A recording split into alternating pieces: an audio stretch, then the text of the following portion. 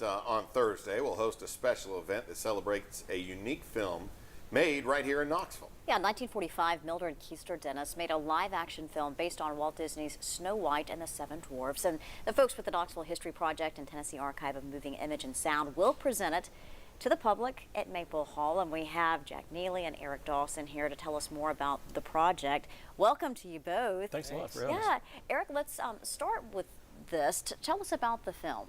Well, in 1945, a woman named Mildred Keister Dennis made this film based on Snow White. She had seen it previously when it came out in 1937, first full-length animated film ever released.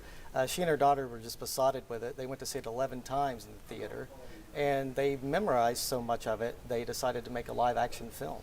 So she just gathered up some kids from the neighborhood. She lived over there on Glenwood Avenue. That's awesome.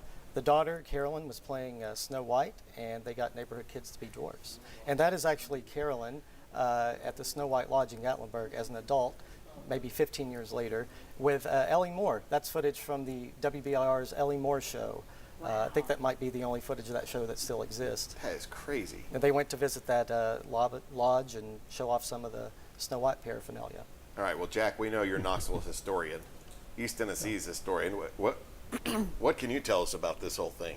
I just think it's fascinating. When Tamas found this a few years ago, I'd actually heard rumors about it from my mother and her generation, but it was a an extremely high quality home movie made here in Knoxville with a lot of recognizable Knoxville settings in 1945, and that's interesting on so many levels because for the Second World War, it was the same year we discovered what was going on in Oak Ridge, and it was also the same year that John Gunther came here and said this is the ugliest city in America. Oh, really? Wow. And so you can look at this film and see and see it in that context. But mainly, it's I think a lot of people will be coming to see this film and seeing who they recognize, and we'd like to know actually who all these dwarfs are, because we can't identify all the dwarfs in the movie. So you're wanting to give this opportunity for people to come and see the film, but also to help you guys out.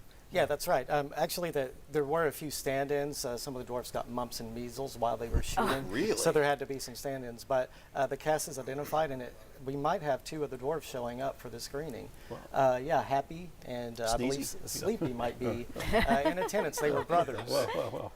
And they're still with us, and they may be visiting. But there are other people, and we'd like for people to come and watch this and see what they remember about it or anybody who's in it. Yeah, and this will be at the at Maple Hall, which I always say is the bowling alley downtown. Yeah. And they say, "Gosh, they're folding chairs, or what are they showing in Lane 7 or whatever?" No, there's a nice restaurant above the bowling alley. It's it's comfortable and Kind of a seats loft 40 in the or 50 back people. area of Maple Alley. It's really neat. How long is the movie? Well, the movie was originally 45 minutes. It is silent, and we thought that might be a lot for people. There's a lot of shots of Snow White wandering through the meadow, so we've sort of shortened it to 30. Cut those down. And we also wanted to show home movies from their collection, because they did fascinating documentation of downtown Knoxville and other locations.